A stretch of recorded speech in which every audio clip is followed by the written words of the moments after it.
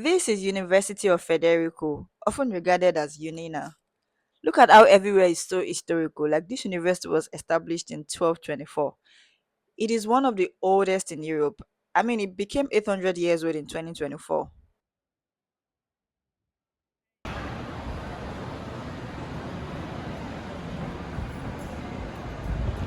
The university has about 26 departments and it has collaboration with leading companies.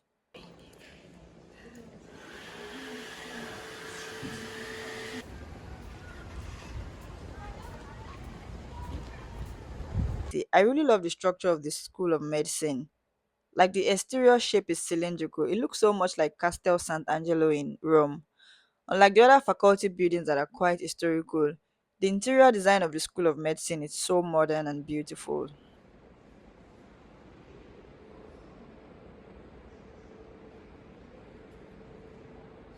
Quick one, guys, if you're loving what you see, don't forget to subscribe to this channel so I can keep bringing you more of this.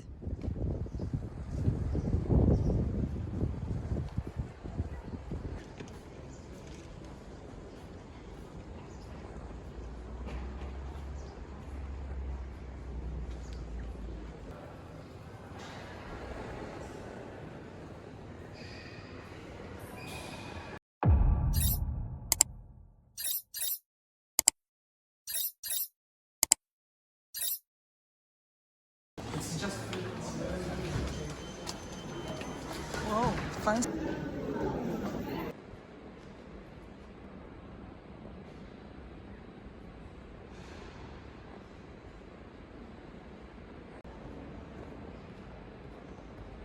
This approach brings no.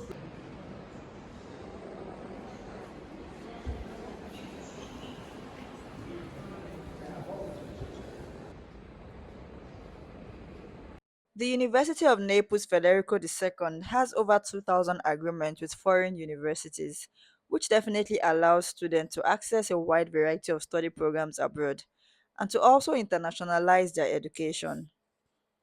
Studying at Federico II means attending the oldest state university in Europe.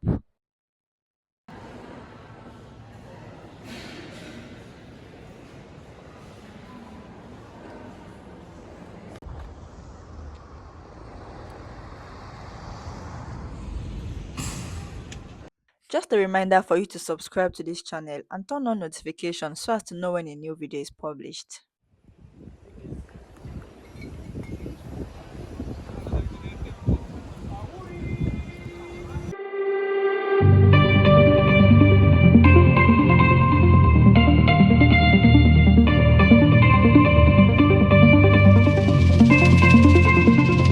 Napoli has a reputation of being a dirty and unsafe city, but let's see if that assumption is actually wrong.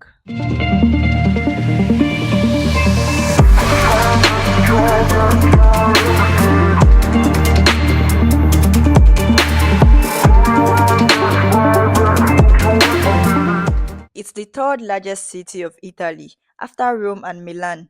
We know Rome is famous for its Christianity history, but do you know that Naples has more than 450 churches? And the city has a high motorbike usage. Naples is also known for its natural beauties, such as Mount Vesuvius. Naples is Napoli in Italian language, which originally came from a Greek name meaning new city. So, welcome to New City.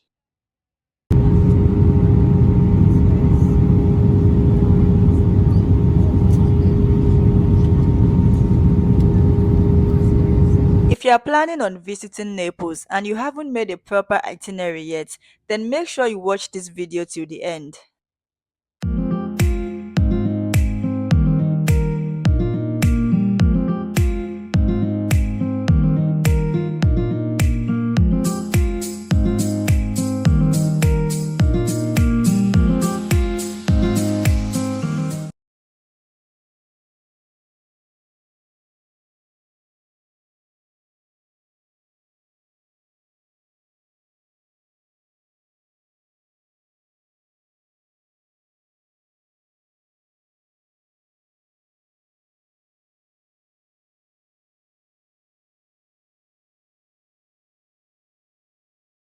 First thing you want to do is to walk down the iconic Napoli streets. There are so many restaurants, lots of shops in these streets. Some of them are even called Christmas streets, pizza streets, and lots more. While taking a walk, I stumbled upon this fancy perfume shop.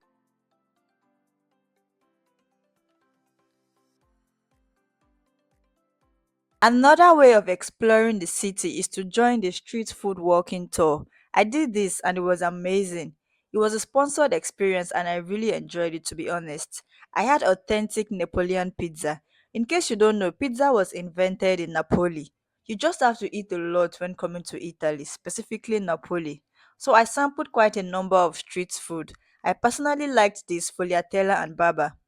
I also took the Italian lemon liqueur called limoncello, and I wouldn't miss out on gelato. I had a very lovely tour guide,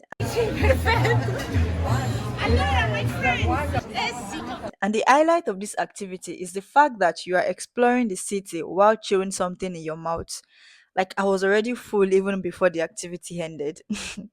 So for this particular street food walking tour, you won't be provided with water, but you would have more than enough food to eat. So in that case, you should either come with your water or stop by at any shop to get water or drinks during the tour. You can book this exact Naples street food walking tour on Get Your Guide. I've included a link in the description below. When you find yourself in the main square of Naples, you should stop by at the Basilica of San Francisco. It's a prominent church in Naples with a unique structure. The church was undergoing construction, so I couldn't go further or get in. Just in front of San Francisco Basilica, you will find the Royal Palace of Naples. This particular site deserves a lot of time because there is so much to see and do here. The Royal Palace of Naples is a very famous palace in Naples, and it's also known for the royal history. Entry into the Palace Museum costs about 10 euros, but you can walk freely around the building. It's absolutely free. There is also a free romantic garden in this palace. This is a fairly romantic spot for couples, so be sure to come if you are traveling as a couple. So, a quick reminder, guys, if you're loving what you see, I ask that you kindly subscribe to this channel so I can keep bringing you more of this. Thank you. Of course, you're in Italy and you definitely want to try the real Italian pasta. So, I had seafood pasta and it was really good. So, this Osteria restaurant is a Michelin restaurant and the prices are budget friendly. You could stumble upon the Venus of Rags. It's a mixed media sculpture by Michelangelo.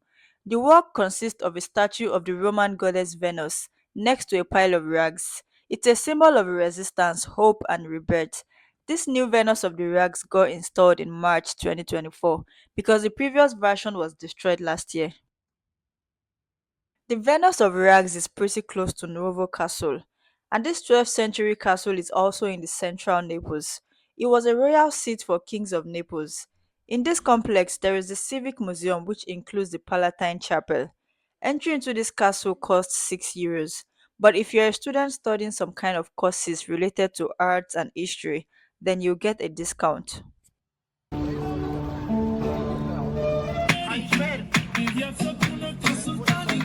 Want to have a Milan feeling while in Naples, you should visit the Galleria Umberto. It looks so much like Galleria Vittorio Emanuele II in Milan. If you enjoy photography, you would love the architecture and amazing glass dome. There are lots of shops, cafes, and businesses in there, so do not miss the shopping gallery if you find yourself in Naples. This is the perfect place to walk around or catch amazing sights. Naples has quite a lot to offer, and you need a break once in a while. The walk along the sea is few minutes away by foot from the heart of the city, but a very enjoyable escape. Take a quick walk or enjoy it leisurely. It will restore your soul for sure. Some of the sights to see along the waterfront is the Oval Castle. The literal translation is Egg Castle. It's obviously a seaside castle and it's one of the oldest buildings in Naples. Legend has it that if the egg gets broken, then Naples could be destroyed. But the egg is still standing and Naples is still standing too. Another sight to see while walking along the waterfront is the 17th century Fountain of Giants. There are also plenty of cafes and restaurants along the waterfront. It's a cool spot to chill and relax. Naples Cathedral is a very beautiful church with stunning artworks. The church houses a vial of the blood of Saint Januarius, which is brought out 3 times a year, on the first Saturday in May, on 19th of September and 16th of December, when the dried blood usually liquefies. If the blood fails to liquefy, then legend has it that disaster will befall Naples. You don't want to miss this 19th century cafe in the heart of Naples. To the picture lovers, this cafe is actually beautiful.